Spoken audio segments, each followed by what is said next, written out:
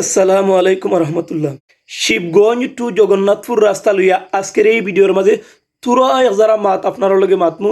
তো যারা যারা ভিডিওটা প্লে করছেন অনুরোধ ধর্মু যে সারা ভিডিওটা দেখিয়া কমেন্ট বক্সের মাঝে আপনার মহামূল্যবান মন্তব্য কইরা দিবা।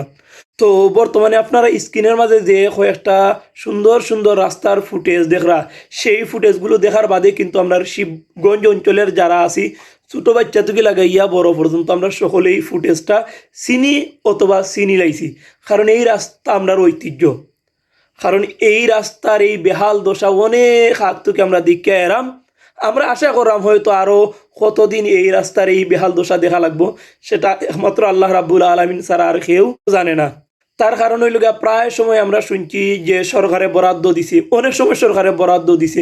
বরাদ্দ দেওয়ার বাদে যারা দায়িত্বশীল বড় বড় মাথামোটা নেতা যারা আসলা, তারা জানো নিকিতা করছেন এই টেকাটা রাস্তার মাঝে তারা ফালাইছেন না। কারণ রাস্তার মাঝে কিতার লাগে ফালাইতা, তারা রাস্তার মাঝে না ফালাইয়া ফেটের ভিতরে হারাইছেন, ব্যাংকের মাঝে তৈছেন, তৈয়া নিজের অ্যাকাউন্টে বড় করছেন, কিন্তু রাস্তার কাজও লাগাইছেন না।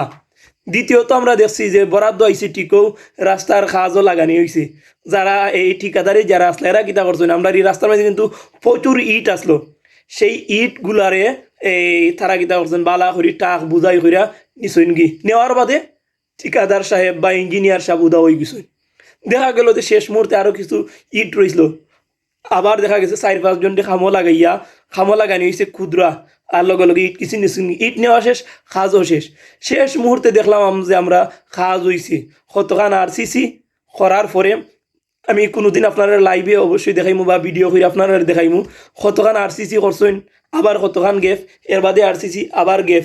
মানে এমন এক সিস্টেম করা হয়েছেন, কিতার লাগে এটা করছেন যে এমন রাস্তা আর বাংলাদেশের কোথাও পাওয়া যাইতো না। কতখান আরসিসি আর কতখান গালা মারা হইব, গালা যে কোন দিন মারা হইব, আরসিসি মোটামুটি হয়েছে, গালা যে কোন দিন মারা হইব এটা আল্লাহ ছাড়া কেউ জানেন না। ও গালার অপেক্ষায় দেখা গেছে রাস্তার মাঝে এমন অবস্থা শুরু হয়েছে। বর্তমানে গাড়ি লইয়া যাইতে বৃষ্টি বাদলের দিন গাড়ি লইয়া যারা যায় শিবগঞ্জ থেকে জগন্নাথপুর অথবা জগন্নাথপুর থেকে শিবগঞ্জ, প্রায় সময় দেখা যায় যে আগে আমরা যে সময় নৌকা ফানি থেকে ফারও তুলতাম অথবা ফার থেকে ফানিত লামাইবার সময় হেইয়া হইতাম, ঠিক তেমনিভাবে এই গাড়ির হেইয়া হইয়া লামানি লাগে বা আলানি লাগে। তো এই রকম দুর্দশা আমরা বর্তমানে চলের। ছাত্রছাত্রী দেখা যায় যে পরীক্ষা যেত আগে বাড়াইছে, কিন্তু ড্রাইভারে টানবো কিলা, রাস্তা ঠিক নাই একবারও টানা যায় না। আপনি একটা নির্ধারিত টাইম লিয়া বাড়াইছেন যে অত সময়ের ভিতরে জগন্নাথপুর যাইতা সম্ভবও নয়। কারণ ড্রাইভার ভাই এদের টান দিত, কিলা টান দিত, রাস্তার বেহাল দশা, একজারা টান দিলে দেখা যায় গাতা গুতা এই সেই আগর বাগর। তো আমরা এই দুর্দশা কোন দিন শেষ হইব, কোন দিন বইব কেউ জানে না। তো আজকের এই ভিডিওটা করার একমাত্র কারণ হইল যে সামাজিক যোগাযোগ মাধ্যম ফেসবুকের মাঝে আমরা দেখতাম পারাম যে অনেকজন উপজেলার চেয়ারম্যানই তাইতা, ভাইস চেয়ারম্যানই তাইতা, সেই সকল ব্যক্তিবর্গ হতে উদ্দেশ্য করে হইতাম চাইরাম যে আপনারা টেকায় করা লাগতো না, আপনারা শুধুমাত্র রাস্তার মাঝে আইয়া দু একটা ফটো তুললে বা ভিডিও কইরা অথবা আপনারা জেলা মন্ত্রী এমপির দ্বারা এই পৌঁছাইতে পারেন, পৌঁছাইয়া যদি আমরা এই রাস্তার কাজটা সমাপ্ত করে দিতে পারেন, কমপক্ষে হয়তো মানুষে এই কাজের উচিলে আপনারে ভোট দিতে পারে।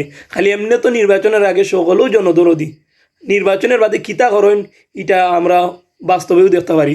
তো আপনারা উদ্দেশ্য করে কইমু যে আপনারা নিজের টেকায় করা লাগতো না, আপনারার মাধ্যমে যদি আমরা এই রাস্তাটা হয় তখন দেখবা দেখে এর কাছে গিয়ে ভোট চাওয়া লাগতো না, ভোট ভিক্ষা করা লাগতো না, অটোমেটিকলি আপনারা মানুষে ভোট দিব।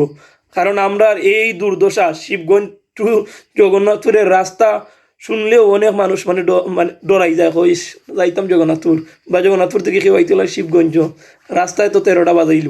প্রত্যেকের অনুরোধ করবো যে আপনারা প্রত্যেকেই নিজ নিজ অবস্থান থেকে প্রতিবাদ করবা, যাতে আপনার আমার প্রতিবাদের মাধ্যমে বা আপনার আমার এইভাবে উপস্থাপনার মাধ্যমে বা তুল্য ধরার মাধ্যমে যদি যারা বড় বড় চেয়ারও বোয়াত আছেন তারার যদি দৃষ্টিগোচর হয় বা তারা যদি সদয়ন হয়তো রাস্তার কাজটা কমপ্লিট হইব। নাইলে এই দুর্দশা কোন দিন যে শেষ হইব তার কোনো নিশ্চয়তা নাই। ধন্যবাদ সকলকে।